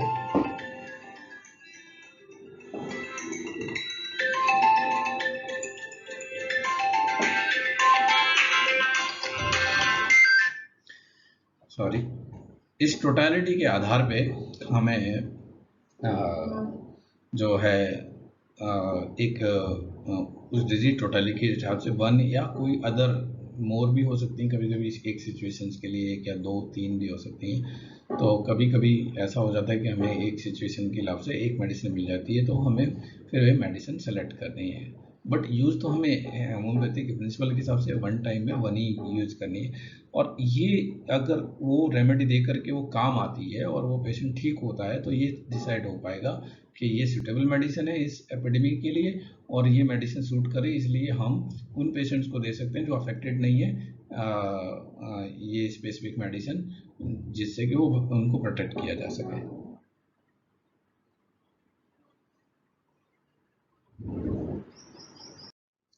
तो हम आगे बढ़ते हैं कि ऐसे कौन से तीसरे टॉपिक की तरफ कि are there any specific rules laid down in the aphorism that need attention. मतलब ये स्पेसिफिक जो कंडीशन है कोरोना वायरस या एनी एपिडेमिक डिजीज या पेंडेमिक सिचुएशन, इसके लिए हनीमैन सर ने कुछ अलग से भी रूल्स बनाए या सिर्फ इतना ही कहा है? तो वो स्पेसिफिक एफोरिज्म्स को हम अभी ध्यान देंगे। तो इससे इन एफोरिज्म को ध्यान में रख करके हमें ये पता चलेगा कि हम स्पेसिफिक प्रिवेंटिव रेमेडीज कैसे सेलेक्ट कर सकते हैं और किन गाइडलाइंस और किस रूल्स को ध्यान में रखना है। एंड क्या प्रत्येक व्यक्ति, हम में से कौन व्यक्ति है जो प्रिवेंटिव मेडिसिन प्रोवाइड कर सकता है, करना चाहिए, या कोई भी व्यक्ति आपके यहाँ आता है और कहता है कि मुझे इस कोरोना के लिए या किसी भी एपिडेमिक सिचुएशन आगे भी कभी आएगी तो उसके लिए प्रिवेंटिव मेडिसिन चाहिए और आप दे सकते हो, या प्रत्येक व्यक्ति इस प्रिवेंटिव मेडिसिन के लिए दी जा सकती है या नहीं, और या कोई स्पेसिफिक एक्सक्लूजन इंक्लूजन्स हैं उनको ध्यान में रखना है। एंड बहुत इम्पॉर्टेंट जो बात है, क्या सोरिक सिम्टम्स जो हैं ड्यूरिंग रिपोर्टराइजेशन में कंसिडरेशन में लेना है या नहीं लेना है, तो कैसे लेना है, और अगर नहीं लेना है तो क्यों नहीं लेना है। तो ये जो कुछ स्पेसिफिक एफोरिज्म्स हैं खासतौर पे एपिडेमिक सिचुएशंस को डील करते हुए, वो हमें देखने पड़ेंगे। इसके जाने बिना हम अगर आगे बढ़ जाते हैं तो हम शायद अपनी साइंस के प्रति लॉयल नहीं है, यही हम कह सकते हैं, या हनीमैन सर के प्रति लॉयल नहीं है। तो जो तीसरे टॉपिक को ध्यान में रखते हुए जो एफोरिज्म 102 है, ये बहुत इम्पॉर्टेंट एफोरिज्म है, रूल है। The importance of multiple observations, ये समझना है। इसको समझे बिना हम ना तो अफेक्टेड एपिडेमिक पेशेंट्स के लिए मेडिसिन सेलेक्ट कर सकते हैं प्रॉपर, और ना ही प्रिवेंटिव मेडिसिन की तरफ आगे बढ़ सकते हैं। तो हमें प्रिवेंटिव मेडिसिन अगर डिसाइड करनी है तो इस एफोरिज्म को ठीक से समझना ज़रूरी है। तो इस एफोरिज्म में doctor Hahnemann sir multiple observation या बहुत सारे पेशेंट देखने को कहते हैं। इसके देखे बिना आप मेडिसिन पे नहीं पहुंच सकते या पहुंचना गलत होगा। तो एक जो रूल नंबर 1 जो हनीमैन सर ने, जो मैंने अंडरलाइन किया है, इस पे आप ध्यान दें कि the more marked and special symptom which are peculiar become prominent and constitute what is corrected of this malady. मतलब ये जो एपिडेमिक चल रही है या जो डिजीज है, उसके लिए बहुत ज़्यादा जानना ज़रूरी है कि किस तरीके से हम एंड दूसरी जो इम्पोर्टेंट बात हनीमैन सर ने कही कि the most suitable homeopathic remedy is obtained by A complete survey of morbid picture. जो अभी कोरोना वायरस या इसका एपिडेमिक जो फैला हुआ है, उसको बहुत अधिक सर्वे 10-20 पेशेंट जब तक आपने देखे ना हो, उनका सर्वे ना किया हो प्रॉपरली, तब तक प्रॉपर कंप्लीट पिक्चर नहीं बना सकते आप। And can not be learn from one single patient. तो ये एक किसी सिंगल पेशेंट से डिसाइड नहीं की जा सकती कोई भी स्पेसिफिक रेमेडी या जीनस एपिडेमिकस। और ना ही प्रिवेंटिव तौर पे और ना ही उस करंट सिचुएशन के लिए, क्योंकि प्रिवेंटिव तो तभी बनेगी जब आप 10-20 पेशेंट देखेंगे और 10-20 पेशेंट देखने के बाद वो मेडिसिन डिसाइड करेंगे, और उसमें से जो भी मेडिसिन उस पर काम करेगी, जो पेशेंट उससे ठीक होगा, उसके आधार पर जब आप मेडिसिन दोगे वो ठीक हो जाएगा, तभी आपकी प्रिवेंटिव मेडिसिन तैयार होगी। ये 241 नंबर का जो एफोरिज्म है, necessary condition for prophylactic treatment के लिए, ये सभी डॉक्टर्स ने मतलब बहुत सारी चीज़ें मिस की, बट ये बहुत बड़ी मिस्टेक है जिसे हमने मिस कर दिया। डॉक्टर अहिमन सर कहते हैं कि ठीक है, आपने कलेक्टिव पिक्चर्स ले ली उस इंटरमिटेंट एपिडेमिक डिजीज़ की, एंड अभी जो हम देख रहे हैं कि हम हर प्रत्येक पेशेंट को फीवर से चेक कर रहे हैं स्क्रीनिंग के नाम पे। अगर उसको फीवर है तो हम आइसोलेट कर रहे हैं, अगर उसको फीवर के साथ फ्लू लाइक सिम्टम्स भी हैं तो हम उन्हें सेग्रीगेट कर रहे हैं। तो ये जो पेशेंट हैं जो पॉजिटिव बताए जा रहे हैं, तो उन पेशेंट्स का हमने कलेक्टिवली पिक्चर्स तैयार कर लिया 10-20 पेशेंट्स का, जिसमें से हमने टोटलिटी जान ली। तो ये जब टोटलिटी आपके पास आ गई, तो इसका ये मतलब है कि it guides us to discovery of the homeopathic specific remedy. तो ये हमें स्पेसिफिक रेमेडी को सेलेक्ट करने में मदद करेगी, जो suitable for all the cases, जो सभी केसेस के लिए सूटेबल होगी। मतलब जितने भी अफेक्टेड केसेस होंगे उनके लिए ये मेडिसिन काम करेगी, which is almost universally serviceable in those patients who enjoy tolerable health before the occurrence of the epidemic। कहने का मतलब है कि हनीमन सर इसको बहुत इंपॉर्टेंट बात कह रहे हैं, इसको मैंने हाईलाइट किया है एंड बोल्ड किया है। इसका ये मतलब है कि हनीमन सर कह रहे हैं कि ऐसे लोग जो इस एपिडेमिक से पहले अफेक्टेड नहीं हुए, पहले से भी स्वस्थ थे और इस एपिडेमिक में अभी अफेक्ट नहीं हुए, बीमार नहीं हुए, तो ऐसे लोगों को, यानी उनको कह रहे हैं कि enjoyed tolerable, what is tolerable health, है ना, before the occurrence of the epidemic. मतलब वो बीमार नहीं थे, वो स्वस्थ थे और उनकी हेल्थ थी वो टॉलरेबल हेल्थ थी। तो उसको उन्होंने इसके लिए एक कंडीशन डाल करके उसको टॉलरेबल हेल्थ कहा है कि that is to say who were not chronic suffer from the developed psora. तो वो मतलब क्रॉनिक डेवलप्ड सोरा के सिम्टम से पीड़ित नहीं है, वही लोगों के लिए ये प्रिवेंटिव स्पेसिफिक रेमेडी दी जा सकती है, उन्हीं को ये मेडिसिन। तो क्या हम सच में इसको फॉलो कर रहे हैं? प्रोफाइलेटिस सेलेक्ट करते वक्त क्या कोई पेशेंट आ रहा है, आप तुरंत डायरेक्टली कह रहे हैं हाँ मेरे पास ये मेडिसिन है, आप ये खा लो, आप बच जाएंगे? क्या आपने चेक किया कि ऐसे पेशेंट्स को कि उनको किसी तरीके का डेवलप्ड सोरा के सिम्टम्स नहीं है, सोरा के सिम्टम नहीं है, या chronic disease like diabetes, cancer से पीड़ित नहीं है? तो ये जब तक आप डिसाइड नहीं कर लेते सोरिक पेशेंट्स है या नहीं, तब तक आप प्रिवेंटिव मेडिसिन डिसाइड नहीं कर सकते, है ना, या उसको प्रोफाइलेटिक प्रिवेंटिव मेडिसिन नहीं दे सकते। ये बहुत इंपॉर्टेंट कंडीशंस है जो हमने मिस की है। सभी बहुत सारे लोगों ने ये गाइडलाइंस दी हैं, प्रोफाइलेटिव मेडिसिन के बारे में बताया है, पर ये चीज़ तो ये तो एक आपने यूनिवर्सल रिकमेंडेशन कर दी।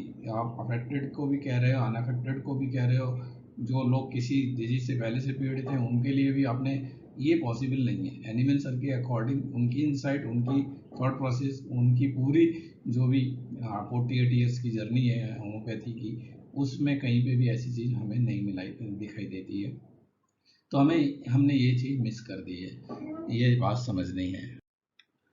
तो डॉक्टर एनिमल सर ने डेफिनेटली हमें रास्ता दिखाया है, मार्ग दिया है कि हम किस तरीके से प्रोफाइलेक्टिक मेडिसिन की तरफ जा सकते हैं, किस तरीके से हम अपने ये एपिडेमी है उसके लिए अफेक्टेड पेशेंट के लिए मेडिसिन एंड प्रिवेंटिव मेडिसिन, यानी जो अफेक्टेड नहीं है उनके लिए, एंड तीसरा जो आफ्टर अफेक्ट के बाद जो दुष्परिणाम होंगे उनको डील करने के लिए हम मेडिसिन दे सकते हैं। बट क्या हम ये चीज़ें एनिमल सर के ये रूल्स को निगलेक्ट कर सकते हैं? अगर हम इन्हें नेगलेक्ट करें, क्या हम आज हमें सुनने में आ रहा है कि आर्सेनिक पूरा बिक गया, आर्सेनिक की शॉर्टेज हो गई, जिस तरीके से आपने यूनिवर्सली रिकमेंड किया मेडिसिन के लिए, इस तरीके से होम्योपैथिक वर्ल्ड में इस तरीके का मैसेज गया आम पब्लिक में कि आर्सेनिक है जो प्रिवेंट कर सकती है, पर आपने क्या किसी होम्योपैथ ने ये केस स्टडीज किए थे? क्या उन होम्योपैथ ने टोटलिटी निकाली थी? क्या वो अफेक्टेड पेशेंट को दी गई थी, क्या वो अफेक्टेड पेशेंट ठीक हुए थे, एंड देन आपने ये प्रिवेंटिव मेडिसिन या आफ्टर इफेक्ट्स ये मेडिसिन डिसाइड की। इसको समझे बिना अगर आप आगे बढ़ते हो तो ये होम्योपैथी के लिए तो है ही डेंजरस, क्योंकि अपनी नैया कोई दूसरे डुबोएंगे, ये तो बात की बात है, हम ही डुबो रहे हैं, उसके लिए क्या कर सकते हैं। तो हैनीमैन सर जो है ना, प्रोफाइलेक्टेड अप्रोच इन सोरिक कंडीशंस में जो बोलते हैं कि किस तरीके से हम अगर सोरिक कंडीशन के साथ पेशेंट आता है तो उन्हें कैसे डील कर सकते हैं। तो हैनीमैन सर कहते हैं कि ऐसे पेशेंट्स को जो ऑलरेडी एलोपैथिक ट्रीटमेंट ले रहे हैं, जिसकी वजह से वो वीकेंड हो चुके हैं, डिरेंज हो चुके हैं, एंड देन उनमें सोरा भी एग्जिस्ट कर रहा है ना।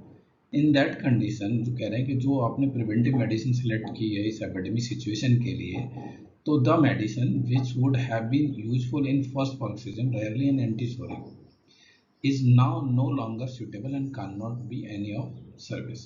तो बोल रहे हैं कि ये जो प्रिवेंटिव मेडिसिन है कि वो इन केसेस में, खासतौर पे इम्प्रॉपर एलोपैथिक ट्रीटमेंट के बाद या जिनमें सोरा एग्जिस्ट कर रहा है, तो ये मेडिसिन किसी काम की नहीं है, प्रिवेंटिव मेडिसिन किसी काम की नहीं। अगर आपको इस उनमें ये सिम्टम दिखाई दे रहे हैं जो ऑलरेडी इन डिजीज से पीड़ित हैं, है ना, सोरा से पीड़ित हैं, या सोरा मतलब इन्यूमरेबल जो डायग्नोसिस हैं अलग अलग नाम से, उनसे पीड़ित हैं, और उनमें इस तरीके के कोरोना वायरस के सिम्टम दिखाई देते हैं, तो उन केसेस में जहाँ पे एलोपैथी से ऑलरेडी मिसमैनेज्ड हैं, वहाँ पे ये मेडिसिन किसी काम की नहीं जो प्रिवेंटिव आपने मेडिसिन खोजी है। तो ऐसे केसेस में स्पेसिफिक प्रोविजन हैनीमैन सर कहते हैं कि ऐसे जो इंटरमिटेंट एपिडेमिक फीवर्स हैं, इसको अगर ख़त्म करना है तो इनिशियली जो है हमें minute and rarely repeated doses of sulphur और हीपर को हाई पोटेंसी में देना चाहिए, है ना। तब जा करके हम इस प्रिवेंटिव सिचुएशंस को डील कर इस एपिडेमिक सिचुएशन को डील कर सकते हैं जो आपने प्रिवेंटिव मेडिसिन खोजी उसके जरिए, यानी तब वो इंटरकरेंट या एपिडेमिक सिचुएशन में वो मेडिसिन जो आपने सेलेक्ट की वो काम करेगी। जब तक आप, या फिर हम ये कह सकते हैं कि जो भी क्योंकि कभी कभी सोरिक सिम्टम्स के साथ वो पेशेंट इस एपिडेमिक सिचुएशंस को भी लेके आता है, तो ये ज़रूरी नहीं होता है कि वो एपिडेमिक, क्योंकि वो प्योर पिक्चर नहीं है इसकी मिक्स पिक्चर है सोरिक सिम्टम्स के साथ एंड इम्प्रॉपर ट्रीटमेंट के बाद जो भी ड्रग डिजीज सिम्टम आ गए उसके बाद। तो इस तरीके से मतलब हैनीमैन सर जो 240 टीम है ये वार्न करते हैं कि आप प्रोफाइलेटिव मेडिसिन नहीं दे सकते इन केसेस में, यानी आप यूनिवर्सल मेडिसिन डिसाइड नहीं कर सकते, जो ये रॉन्ग है। ये भी बहुत इंपॉर्टेंट प्रोविजन 242 में हैनीमैन सर ने किया है। इस प्रोविजन को देखे बिना ही अगर आप रैंडमली कह रहे हैं कि ये मेडिसिन ले लीजिए, मैं बार बार वही नाम ले रहा हूँ, आर्सेनिक आप लोग बता रहे हैं या कुछ लोग अलग बता रहे हैं, तो ये ठीक नहीं है। तो यहाँ पे ये बहुत ही इम्पॉर्टेंट बात कह दी हैनीमैन सर ने, जिसको हम नेगलेक्ट नहीं कर सकते हैं। एंड ये भी बता दिया कि किस तरीके से इन पेशेंट्स में अगर ये एपिडेमिक सिचुएशन है तो उन्हें कैसे डील करना है। Thank you. तो अब तक हमने ये समझ लिया कि डॉक्टर हैनीमैन सर ने लेसर राइटिंग या aphorism 6th edition of Organon में कौन से जो एपिडेमिक सिचुएशंस को डील करने के लिए रूल्स गाइडलाइंस तय की। अगर हम ये समझ गए हैं तो अब हम रियल जो सिनेरियो है उस पर हम बात कर सकते हैं कि अब इसको हमें कैसे टैकल करना है। अगर हमें इसे टैकल करना है तो हैनीमैन सर के को नेगलेक्ट किए, अवॉइड किए बिना हम नहीं कर सकते, ये चीज़ तो क्लियर हो गई। एंड सेकंड थिंग जो है कि आज हमारे सामने जो भयावह सिचुएशन है for real world corona virus prevention है, तो उसके लिए अलग अलग सिचुएशंस हैं। उन सारी सिचुएशंस में ये चौथे टॉपिक्स में हम कवर करेंगे। उन सारी सिचुएशंस को हम क्या कर सकते हैं, एज ए होम्योपैथ क्या कर सकता है। तो हम सिनेरियो 1 की तरफ जाते हैं, जहाँ पे हमें डॉक्टर हैनीमैन के सारे प्रिंसिपल्स को ध्यान में रखते हुए जो सिनेरियो 1 है उसमें हम किस तरीके से प्रिवेंटिव मेडिसिन या मेडिसिन सेलेक्ट कर सकते हैं। ऐसे पर्सन जो हेल्दी है, जिसमें ना तो कोई भी विजिबल कोरोना वायरस का सिम्टम है और ना ही कोई सोरिक सिम्टम है, ऐसे पेशेंट के लिए क्या करना है। तो इन दी एबव सिचुएशन जो सिचुएशन दी है जो प्रिवेंटिव मेडिसिन रिक्वायर्ड होगी, ये क्लियर है कि ऐसे पेशेंट जिसमें कोरोना वायरस की कोई सिम्टम नहीं है और जिसमें कोई सोरिक सिम्टम भी नहीं है तो उसमें प्रिवेंटिव मेडिसिन रिक्वायर्ड होगी। बट इसके लिए जो शर्त है वो एफॉर्जम 241 की है, यानी ऐसे पेशेंट जिनको सोरिक सिम्टम्स नहीं है, यानी डॉक्टर्स को ये डिसाइड करना है कि जो सोरिक सिम्टम्स की जो हैनीमैन सर ने लिस्ट की है 433 सिम्टम है टोटल, वो उन सिम्टम्स में से अगर कोई पेशेंट में सिम्टम नहीं है तो यह यहाँ पे पेशेंट को मेडिसिन दी जा सकती है प्रिवेंटिव मेडिसिन। बट उसके लिए भी ये शर्त है कि कम से कम डॉक्टर्स ने 10 से 20 केसेस देखे हों, उनकी कलेक्टिव पिक्चर्स दिखी हो, उन कलेक्टिव पिक्चर्स के आधार पे मेडिसिन दी हो और फिर वो पेशेंट ठीक हुए हों, उसी मेडिसिन को हम यहाँ पे यूज कर सकते हैं एज ए प्रिवेंटिव। तो जितने भी एफोरिजम्स हैं, जो भी गाइडलाइंस हैं लेसर राइटिंग्स की, अदर जो प्रिवेंटिव मेजर्स हैं वो भी तो यूज करने ही है। बट ये सिनेरियो वन जो सिचुएशन है कि जिसमें पेशेंट्स को हेल्दी है, किसी तरीके का ना सोरिक सिम्टम अवेलेबल है ना कोरोना वायरस के सिम्टम्स है, यहाँ पे प्रिवेंटिव मेडिसिन दी जा सकती है। पर प्रिवेंटिव मेडिसिन वही डॉक्टर्स दे सकता है जिसने इस सिचुएशंस को डील किया हो, अफेक्टेड पेशेंट कोरोना वायरस के देखे हो, उनमें 10-20 पेशेंट्स के को ठीक किया हो एंड देन वो कंक्लूजन पे निकला हो कि ये मेडिसिन ने इस पेशेंट्स को ठीक किया है इन पेशेंट्स को, तो ये एक रेमेडी है जो अनअफेक्टेड पेशेंट्स को दी जा सकती है, अनअफेक्टेड एंड हेल्दी पेशेंट, यानी एफॉर्जम 241 को नेग्लेक्ट किए बिना हम ये काम करेंगे तो डेफिनेटली हम प्रिवेंटिव मेडिसिन दे सकते हैं। तो ये ऑटोमेटिकली जो क्रॉनिक डिजीज से पीड़ित हैं वो बाहर हो गए, जो सोरिक सिम्टम से पीड़ित हैं वो बाहर हो गए। इसमें जो हेल्दी हैं, जो एपिडेमिक से पहले थे स्वस्थ थे और एपिडेमिक के दौरान भी हेल्दी हैं, ऐसे पेशेंट और जिनमें सोरिक सिम्टम नहीं है वो पेशेंट प्रिवेंटिव मेडिसिन ले सकते हैं। बस शर्त है वो डॉक्टर्स के पास जिस डॉक्टर्स ने ये मेडिसिन यूज की है और उन एपिडेमिक 10-20-50 पेशेंट्स में दे करके देखी है और वो क्योर हो गए। तो इंडिया के केसेस में भी यही है कि जो हमारे पास 500-600 जो पेशेंट है उसमें से 10-20-50 पेशेंट जब तक आप अपने सिस्टम से ठीक करते नहीं, यानी और ये भी हो सकता है कि जो चाइना में जो सिनेरियो है उसमें से कुछ यहाँ पे बदला हो, अभी हम कह नहीं सकते ना इस बात के लिए। तो जब तक आप 10-20-50 पेशेंट्स को डील नहीं कर रहे हैं और उन डीलिंग के बाद वो पेशेंट ठीक नहीं हो रहे हैं, तब तक इंडिया के कॉन्टेक्स्ट में भी ये मेडिसिन आप प्रिवेंटिव किसी को रिकमेंड ना करें जब तक, यानी वो होम्योपैथ जो क्लेम कर रहे हैं कि ये प्रिवेंटिव मेडिसिन है उन्हें उनसे ये निवेदन है कि वो इन चीज़ों पे भी ध्यान दें। तो सिनेरियो 2 और सिचुएशन 2 में हम ऐसे पेशेंट जो हेल्दी तो हैं और उनको कोरोना वायरस का कोई सिम्टम नहीं है बट उनमें 1 या 2 सोरिक सिम्टम्स मौजूद हैं, तो इस सिचुएशन में हमें क्या करना है, एज ए होम्योपैथ क्या करना है, क्या ट्रीटमेंट अप्रोच होनी चाहिए। तो हैनीमैन सर कहते हैं कि आइडियली तो यहाँ पे आपको as a physician of homeopathy preventive medicine के लिए रिकमेंड नहीं करना चाहिए, बल्कि ये कहना है आपको कि आप अपनी जो सिचुएशन है उस सिचुएशन को के अकॉर्डिंग अपना ट्रीटमेंट है, जो सोरिक सिम्टम्स हैं वो के लिए जो ट्रीटमेंट है वो आप दीजिए। और खासतौर पे हैनीमैन सर ने पहले ही कहा है कि जहाँ पे सोरिक सिम्टम पहले से ही मौजूद हैं वहाँ पे प्रिवेंटिव मेडिसिन काम नहीं करती, तो वहाँ के लिए तरीका अलग है। तो उन सिचुएशन में पेशेंट्स को ये एडवाइस करना चाहिए कि आप प्रोटेक्टिव जो मेजर्स हैं, डाइट रेजिमेंट्स हैं, सोशल डिस्टेंसिंग, ये सब तो आप करिए एंड जो आपकी सिचुएशन है सोरिक सिम्टम्स भी हैं आपके अंदर तो इसका ट्रीटमेंट भी लीजिए and specially inter current remedy जो भी उस समय बनती हैं, जो सोरिक सिम्टम और ये क्या बोलते हैं जो अभी एपिडेमी है उसको मिला करके जो भी रेमेडी इंटरकरेंट रेमेडी बनेगी वो प्रिस्क्राइब करनी चाहिए जिससे कि उससे बाहर आ सके। कभी कभी ऐसा भी हो सकता है कि जो आप मेडिसिन प्रिवेंटिव के लिए दे रहे हैं वो मेडिसिन हो सकता है कि इनिशियल डोजेज जो सोरा को ख़त्म करने के लिए जो इनिशियल डोजेज हैनीमैन सर ने रिकमेंड किए उसके बाद वही मेडिसिन सूट भी करे जो आपने प्रिवेंटिव में, बट ये हर बार ऐसा ही होगा ऐसा नहीं होता। तो इंटरकरेंट रेमेडीज की तरह या हो सकता है कोई डिफरेंट रेमेडीज आ जाए, तो यहाँ पे तो प्रॉपर ट्रीटमेंट में ही जाना है ऐसी सिचुएशन में, इन पेशेंट्स में तो प्रॉपर ट्रीटमेंट में ही जाना है एंड तो इसमें मेरे हिसाब से किसी भी फिजिशियन को प्रिवेंटिव मेडिसिन नहीं देनी चाहिए बल्कि प्रॉपर ट्रीटमेंट देना चाहिए। और ये जो इंटरकरेंट रेमेडी भी हैं उनके लिए भी जो मेडिसिन एडमिनिस्ट्रेशन का जो रूल्स हैं उनको चेक करना है, उनके साथ ही ये मेडिसिन दे सकते हैं। वो एफोरिज्म है, उन एफोरिज्म को ध्यान में रख करके आपको मेडिसिन एडमिनिस्टर करनी है। 246, 247, 272 एंड 276।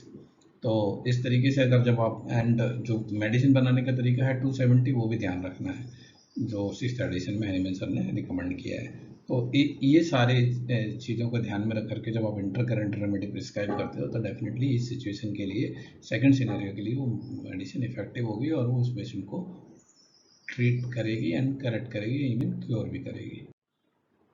तो ये जो एफोरिज्म है, एक तो इस डोज एंड रिपीटेशन के बारे में समझाते हैं। द स्मॉलेस्ट डोज जो रिक्वायर्ड है कम से कम, क्योंकि कोई भी पेशेंट अगर दवाई ले रहा है सिर्फ नाम सुन करके तो ये ठीक नहीं, क्योंकि ये जो डोज एंड पोटेंसी के जो रूल्स हैं उसको आप नहीं जानते हैं, तो आप गलती ना करें ऐसी, खासतौर पे पेशेंट्स के लिए। एंड डॉक्टर्स अगर इन रूल्स को समझते हैं तो वही लोग इसको एडमिनिस्टर करें इन रूल्स के according, specially water potency. Water potency का मतलब है कि एलम पोटेंसी, जो हैनीमैन सर ने 6th एडिशन में लास्ट में रिकमेंड की थी, जो सबसे माइल्डेस्ट एंड सेफेस्ट पोटेंसी है, इन्हें हम 50 मिलीस्मोल पोटेंसी भी कहते हैं। एंड हैनीमैन सर ने 234 एफोरिज्म में एक और चीज़ रिकमेंड की है कि हम इस 234 एफोरिज्म में हैनीमैन सर ने एक प्रिवेंटिव मेडिसिन सिनकोना बार्क, जो सिनकोना ऑफिसनालिस है, उसको कहा है। ये भी हम इन्हीं रूल्स के तहत ले सकते हैं, 246, 247, 272 एंड 276। बट मैं ये कहना चाहूँगा कि हैनीमैन सर ने कहा कि अगर आपने ये डोमेस्टिक प्रिवेंटिव मेडिसिन दी तो वो शर्त हैनीमैन सर वहाँ पे लगा देते हैं कि 234 के अकॉर्डिंग जब हम प्रिवेंटिव मेडिसिन देते हैं, अगर मेरे हिसाब से अगर प्रिवेंटिव इस कोरोना के लिए बन सकती है तो अभी तो सिर्फ चाइना बन सकती है, परंतु ये जो चाइना मेडिसिन है प्रिवेंटिव के तौर पे जब हम देते हैं और ये काम करती है तो इसका मतलब है कि ये प्रिवेंटिव है। बट अगर ये काम नहीं करती तो ये खास तौर पे सोरिक सिम्टम्स जहाँ पे पेशेंट्स हैं लिए हुए हैं वहाँ पे ये काम नहीं करने वाली, तो वहाँ पे आपको जो ट्रीटमेंट प्लान है, जो एफोरिज्म्स में जो बताया हैनीमैन सर ने, उन ट्रीटमेंट प्लान्स के अकॉर्डिंग जाना है। तो अभी डोमेस्टिक प्रिवेंटिव मेडिसिन बन सकती है तो वो तो सिर्फ चाइना बन सकती है, तो बाकी तो और कुछ नहीं। बट अभी ये भी अभी क्लियर करना बाकी है कि ये पेशेंट्स में काम करती है कि नहीं, या कोई अदर रेमेडी बनेगी। बट इनिशियली उन पेशेंट्स में तो जिनमें कोई सिम्टम नहीं है वो लोग ये मेडिसिन एपिडेमिक प्रिवेंटिव मेडिसिन के तौर पे ले सकते हैं।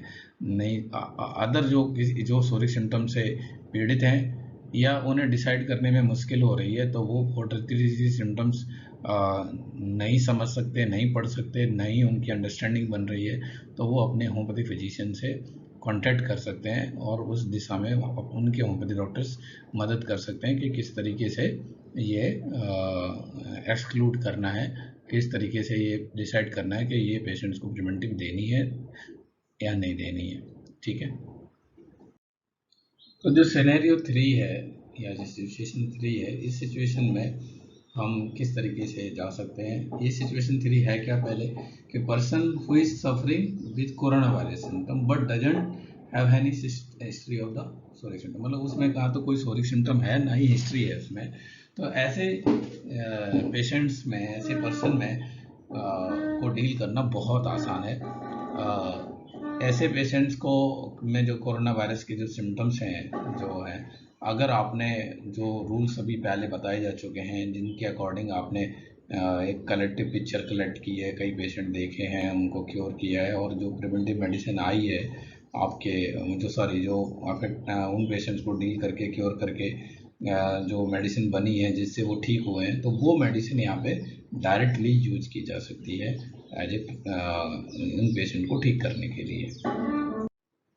तो जो मेडिसिन है उसके साथ साथ जो उनको एक्सपोजर है, जो उन्हें दूसरों को भी बचाना है, खुद को भी बचना है, और जो डाइट हेल्दी हाइजीन के जो रूल्स हैं उन्हें अडॉप्ट करना है जिससे कि ये फैले ना, क्योंकि इनके अफेक्ट होने से दूसरे लोग अफेक्ट हो सकते हैं। जिनकी ऑलरेडी सोरिक सिम्टम या जो किसी क्रॉनिक डिजीज से पहले से ही पीड़ित हैं, ऐसे लोग आपके संपर्क में आएंगे तो डेफिनेटली उनको ये हो जाएगा और उन्हें क्योर करना डिफ़िकल्ट है। ऐसे पेशेंट जिनमें सिर्फ कोरोना वायरस के सिम्टम्स है वो जल्दी ठीक, उनकी तो खुद की इम्यूनिटी भी अच्छे से काम करती है, रेजिस्टेंस काम करती है। और इन केसेस में अगर हम अपनी जो स्पेसिफिक मेडिसिन जो रूल्स के अकॉर्डिंग हमने बताई, अगर हम तय वो देते हैं तो वो भी काम करेगी एंड वो पेशेंट जल्दी से ठीक हो जाएंगे।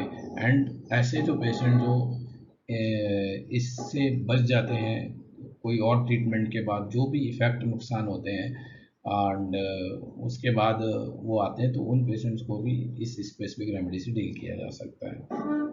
तो इन पेशेंट्स को डील करने के लिए एक और इम्पॉर्टेंट है जो 234 में कहा था एनिमल सर ने कि पेशेंट्स को इनिशियली आप सिंकोना मेडिसिन दीजिए एंड उसके बाद जो भी एपिडेमिक है वो दीजिए, एपिडेमिक सिमिलिमम जो है मेडिसिन वो दीजिए एंड बीच में भी आप इसकी जो इंटरमिटेंट स्टेट है, जो रिकरेंस है, इसको रोकने के लिए, इसकी एपिडेमिक इंटरमिटेंट जो बार बार रिकर होने की जो टेंडेंसी है इसको तोड़ने के लिए आप इन बीच में भी कई डोजेज सिंकोना बार के दे सकते हैं, मेडिसिन के दे सकते हैं। तो ये बहुत इंपॉर्टेंट गाइडलाइन है इस तरीके के पेशेंट्स में।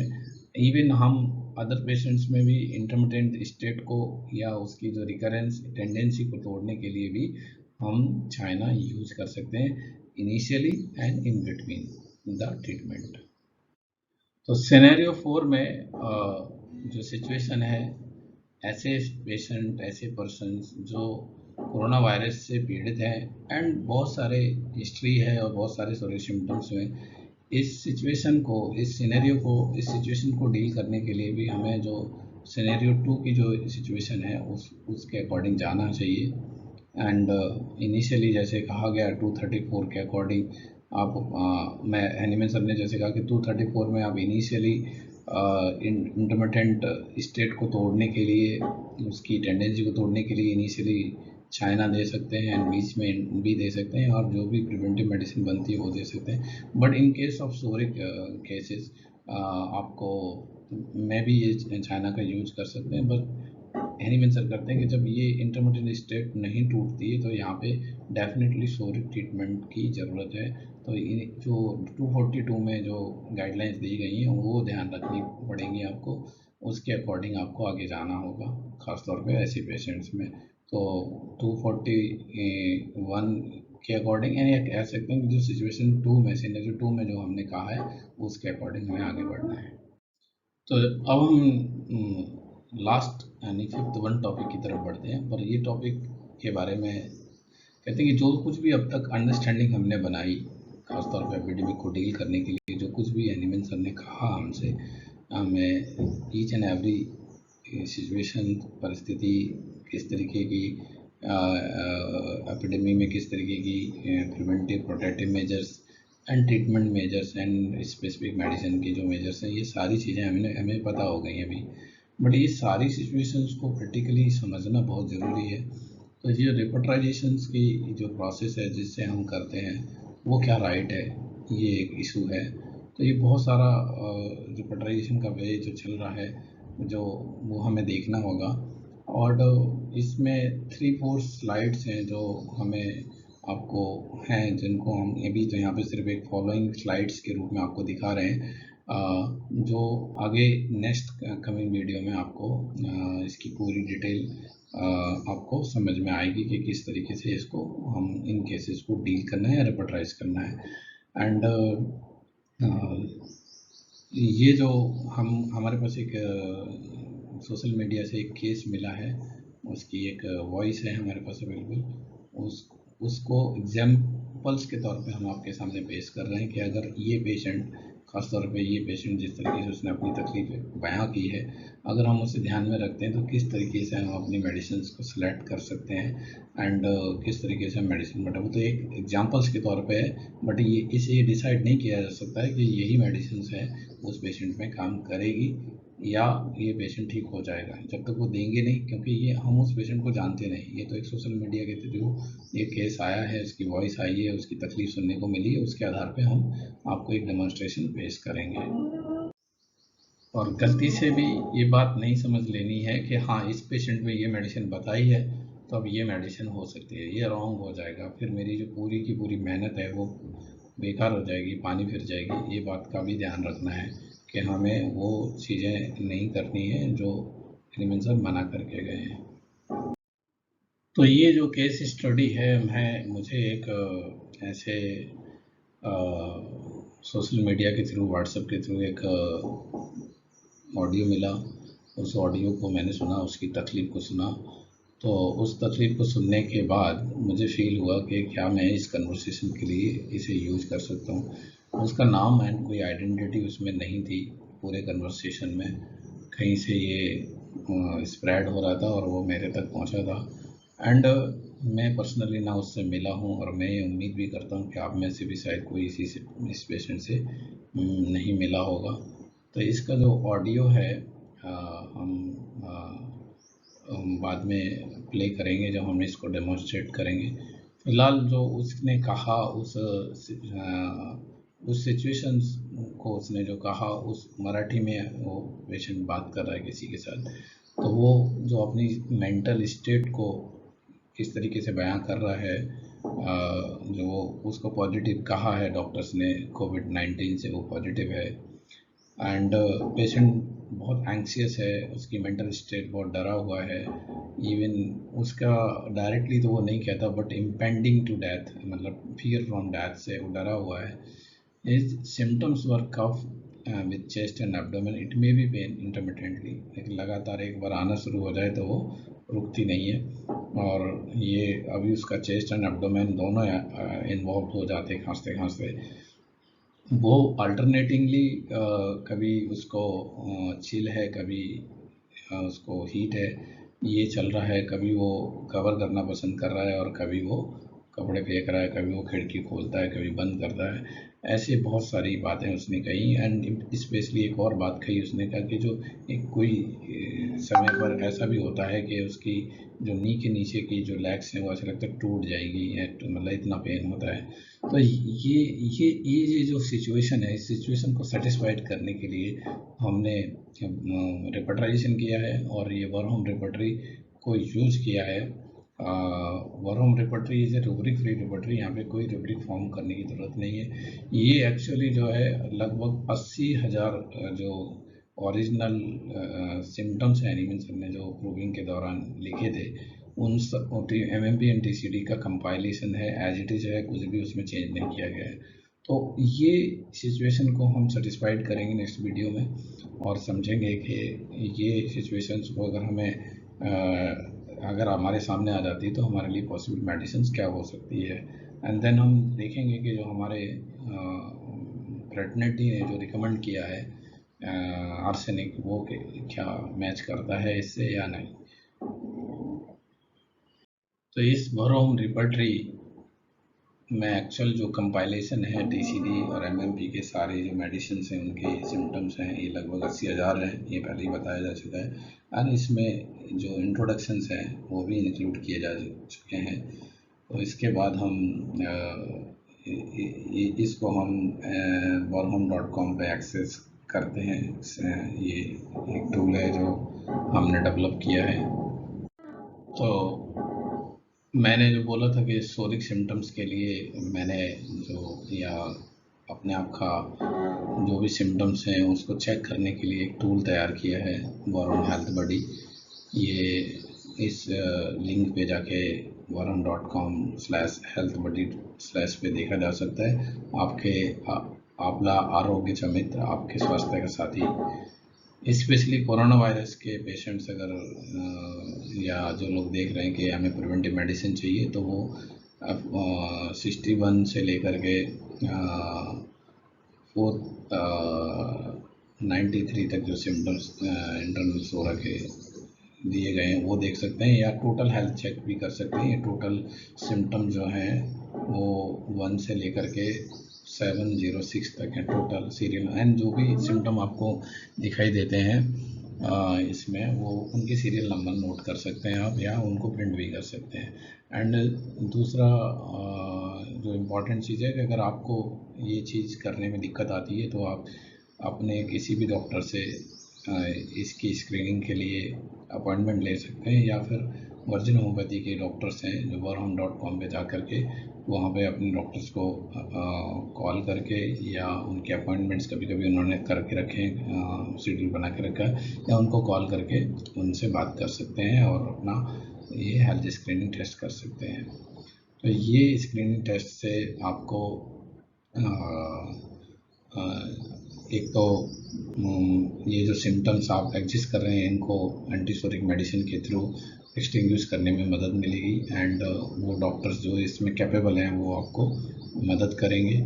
एंड नेक्स्ट जो वीडियो आएगा उसमें हम ये भी देखेंगे कि किस तरीके से हम अपने सिम्टम्स को सर्च कर सकते हैं। उसका एक डेमोन्स्ट्रेटेड वीडियो हम डालेंगे जिसमें हम अभी जो कोरोना वायरस के लिए जो केस था उसके लिए, एंड ये जो हमारा अपना स्वास्थ्य कैसे चेक कर सकते हैं विदाउट इन्वेस्टिगेशन, हम बीमार हैं कि नहीं, ये भी हम देख सकेंगे।